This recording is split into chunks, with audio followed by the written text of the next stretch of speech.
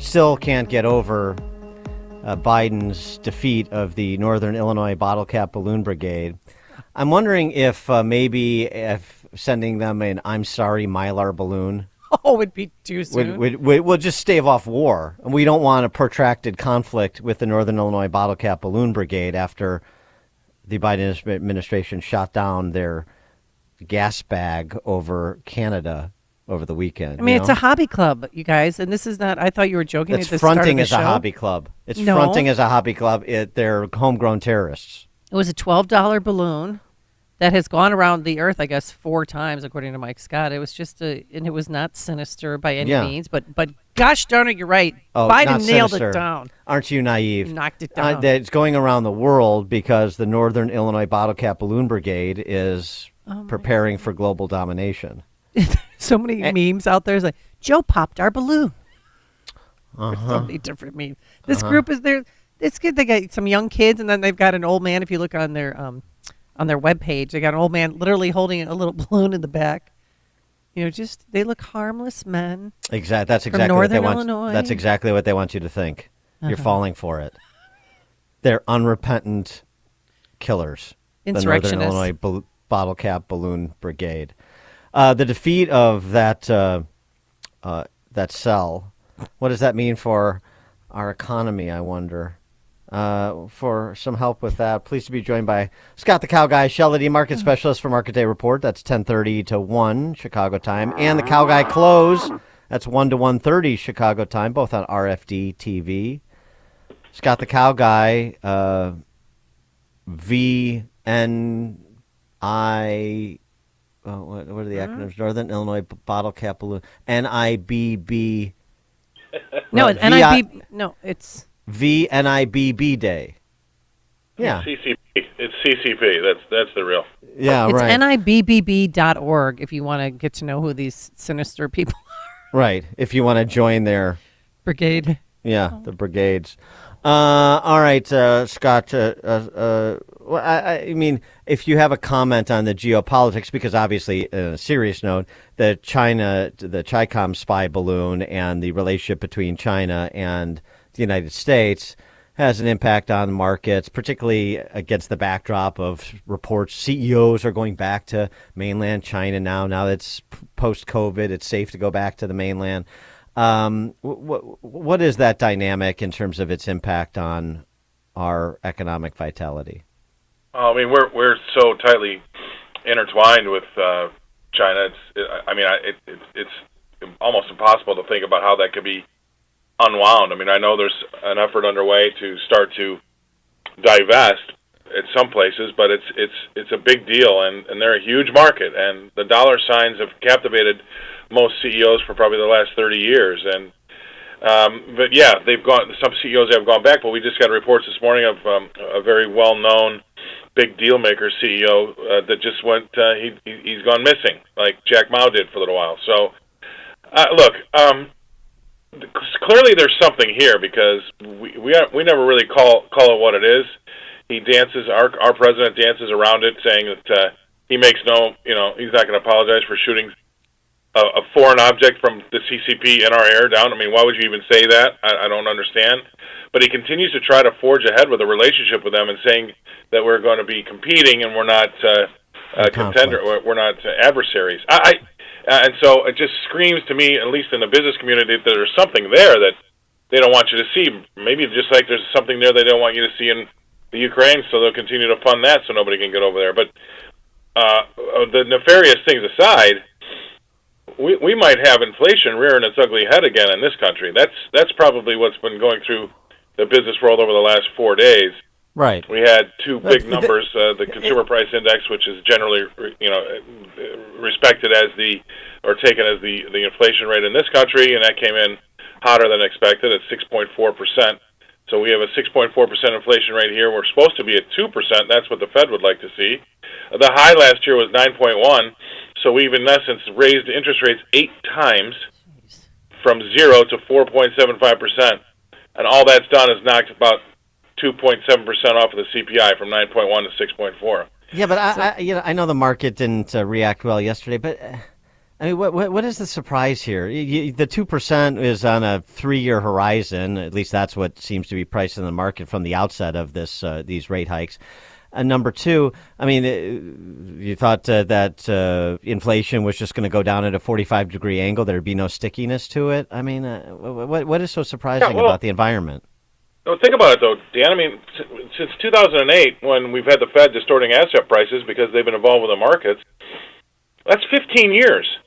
We've got some money managers that got out of school at age 22 that are now 35 to 37 years old that actually think that, oh, yeah, it's going to come back down just as quickly as it went up. Nobody's seen this before. I've seen it. I've said this is going to be a very long landing, not a soft landing, not a hard landing. It's going to be long. Inflation is going to be probably the number one point for the election in 2024. But everybody else seems to think, oh, this is going to go away just as quickly as it came up. And you've got our American consumer getting absolutely soaked because they've spent all their savings and racked up other credit cards because this was going to be a short-term issue. They could give themselves their own bridge loan to get through it. And they've been duped, and now they're just standing there holding the bag, and this looks like this could go, like you said, 2 or 3 years because of that 2% mandate's so far away. And all the people out there, all those young money managers that were hoping for some sort of pivot or some sort of rate cut, I'd like to smoke what they're smoking because at 6.4%, they're not going to stop until we do get down to 2. And as long as that's the first thing out of your mouth, there's nothing else to talk about. Well, they're not going to stop. So I don't know where these people, they're hoping for good news, and it's just not happening. There's going to be a great reckoning when the market suddenly starts to hear what the Fed is saying, because right now it's ignoring it. Well, what about the housing market? How's that faring through all of this? Well, I mean, there has been there has been some signs in some states that it's actually bubbling back up again with some folks outbidding each other for some homes, and there has been some reports that maybe the consumer is getting more comfortable with higher rates at this level. I'm not quite so sure that's the case, but I know at some point in time people will have to. But if the Fed continues to raise rates, I mean, we've seen a lot of layoffs. We had 2 big layoffs announced yesterday. That's going to continue to batter the market. Stocks will continue to go down. At some point in time, the market will realize the Fed's not joking, and we're going to see rates, maybe that terminal rate, what they call the rate that they're going to stop raising rates. Right now it's 4.75. They thought they'd stop around 5.25. It looks like they're going to be going to 6 and maybe above 6. And so there's no good news when you talk about housing with a 6% terminal rate or whatever what the Fed funds rate is when they finally do stop. And that's coming through in the numbers, new home sales and new starts, building permits. It's going to be a very difficult. And then look at lumber. Remember when nobody could afford a sheet of plywood? Oh, yeah. And the barn finds went from, say, Camaros to stacks of plywood? Well, lumber's on their lows, so that's telling you something there too. So it's not. I'm trying to find something good about the economy, and there just isn't anything out there. The last thing that anybody could say was any good was the 517,000 jobs we posted 2 weeks ago today, but that was after a revision of 3 million jobs they added back in for a seasonal adjustment. If they didn't add that 3 million back in, we would have lost 2.5 million in December. So, I mean, with respect to the housing market, though, it's going to be uneven because, sort of as you were intimating, the exodus that's happening from blue states to red states, that's going to continue almost regardless of what rates are, in part because there's a lot of cash buyers. But I mean, you see that California's lost 500,000 people over the last 2 years. They're going somewhere, and I don't think it's Illinois. Right.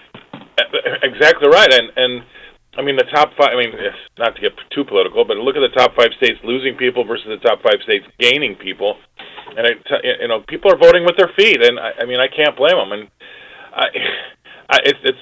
that's going to be the case going forward because it's going to get down to the nitty-gritty where, hey, I'm in Tennessee, man. I don't have any, state tax. Neither do you down in Florida, Dan. So that's a nice little bump there. Plus, the states, the state is generally red. That's, everything it runs fairly well. They don't have bad problems with deficits. I mean, a lot of common sense stuff, I think, is going to come to the fore. Right now, common sense is not popular.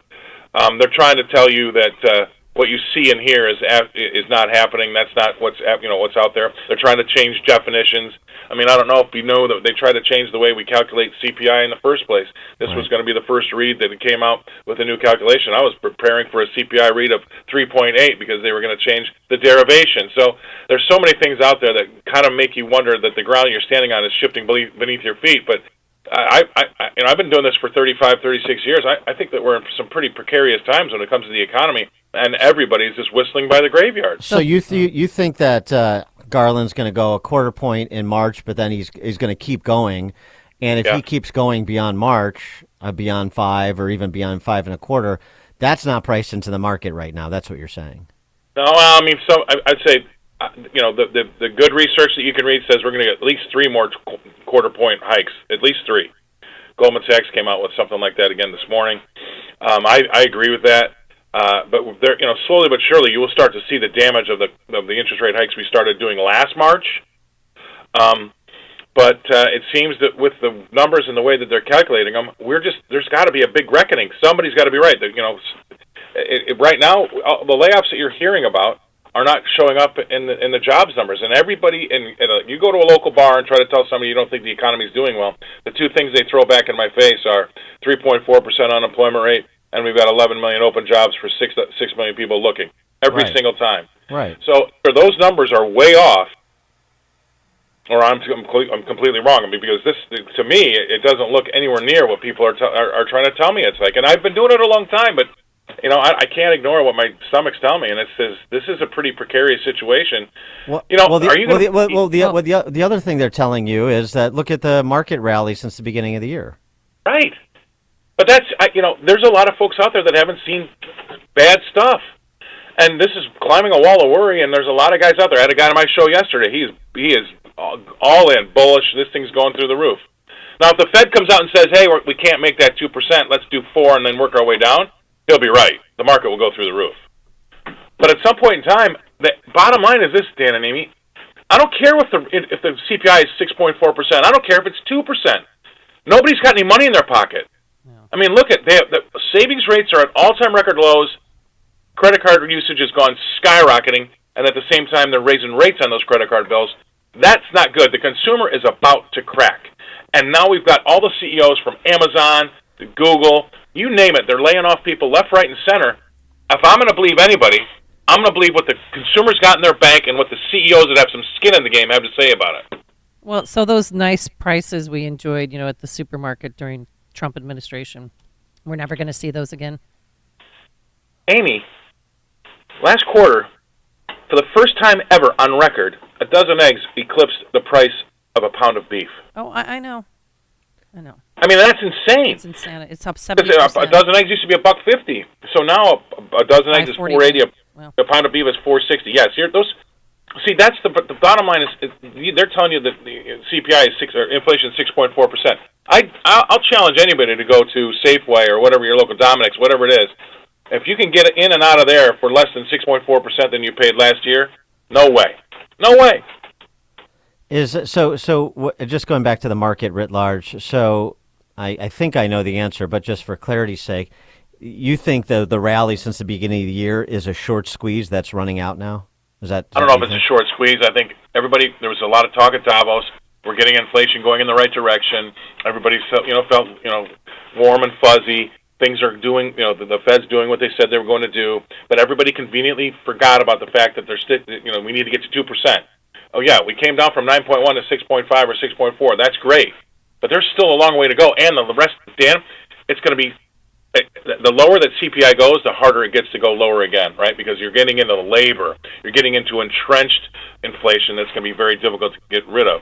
And by the way, for the first time ever, my Fed has said out loud that they're going to put people out of work, and they'd like to see the unemployment rate rise to make up for their ills in the first place.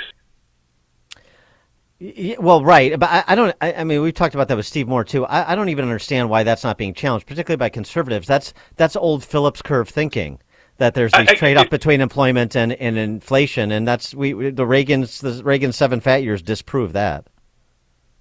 Right, but Dan, that's not even in black and white. They've actually said it. We need to see unemployment rise in order to get inflation under control, which they started the inflation. So we need to put people out of work so that we can make up for our bad mistakes. I mean, to me, that's mind-boggling. All right, so I'm putting all my money in 6-month treasuries. What am I doing? Oh, I think you can almost get 5% there now. Yeah, exactly. That's my point. Yeah, I mean, look, I would we manage my mother's money. We have a family office. I've got some money in 1-year treasury. I'm getting 4.5% on some stuff. Why risk it right now? It's going to be pretty precarious, I think, for the next 6 months. I'd rather miss a rally than be in it thinking it's going to be great and lose 10 or 15%. So you're not running with the bulls. You're not running with the bulls right now. All right. No. Scott the Cow Guy, Shellady, market specialist for Market Day Report, 10:30 Chicago time. Cow Guy Close, 1 o'clock Chicago time. RFD-TV is where you find those programs. Scott the Cow Guy, thanks as always. Let's have a good weekend. Thank you, and he joined us on our turnkey.pro answer line. It's news, opinion, insight. This is Chicago's Morning Answer on AM 560.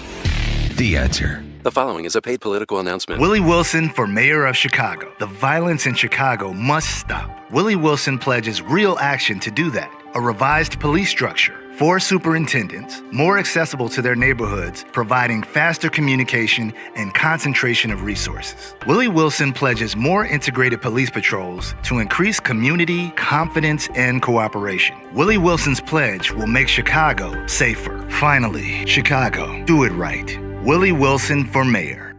Willows Academy, an authentically Catholic all-girls school that supports traditional values, where graduates attend some of the best colleges in the country. And last year's graduating class received more than $8 million in scholarship offers. For nearly 50 years, Willows has partnered with families